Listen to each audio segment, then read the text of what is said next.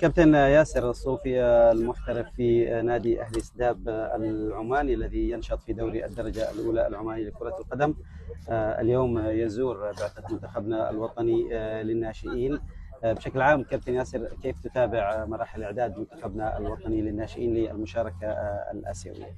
أولا السلام عليكم، شكرا جزيلا على استضافتي. وصراحة نحن دائما متابعين سواء منتخب الناشئين أو الشباب.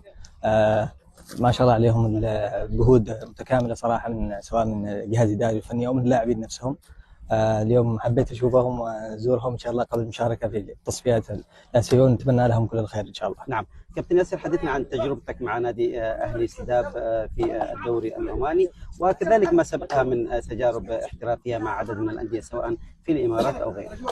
الحمد لله كان لنا فرصة أن أمثل اللاعب اليمني في أكثر من دولة وأكثر من دوري، والآن تعتبر يعني جديدة التجربة في عمان. ما زال في بداية الدوري، يعني تقريبا 3 جولات 4 جولات، ونحاول التأقلم طبعا كلاعب جديد، ولكن الحمد لله أحاول أخدم النادي قدر المستطاع في الدوري العماني، وإن شاء الله الوصول لأفضل نتائج هذا الموسم. نعم كابتن، ماذا عن التجارب السابقة؟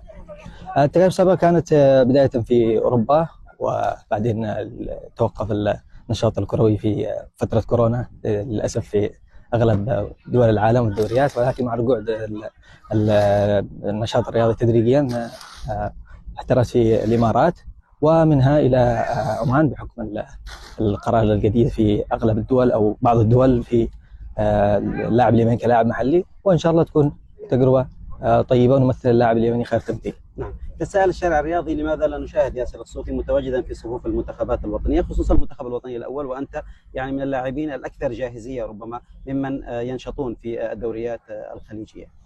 صحيح هذا السؤال يتكرر، ولكن يعني كلاعب نتعامل يعني تكون بعقلية احترافية، بحكم أن هذا القرار يعود للجهاز الفني والإداري، لأن تمثيل المنتخب هذا يعني شرف لأي لاعب، ولا بد أن الاختيار يكون الأنسب والطريقة المثلى. فاللاعب يعني أنا كلاعب دوري إني أقدم كل الجهد المطلوب مني في النادي، وأقدم كل الجوانب اللي تخلي الجهاز الإداري والفني يختار اللاعب في تمثيل المنتخب الوطني. غير كذا هذا شيء خارج عن يدي، وإن شاء الله التوفيق لجميع اللاعبين. نعم، هل أنت جاهز كابتن؟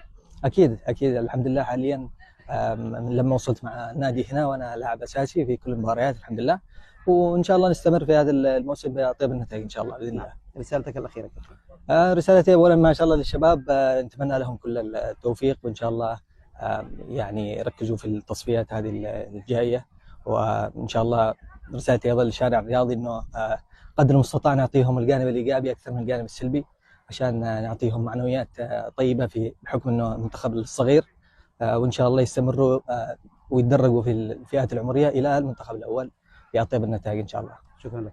شكرا جزيلا.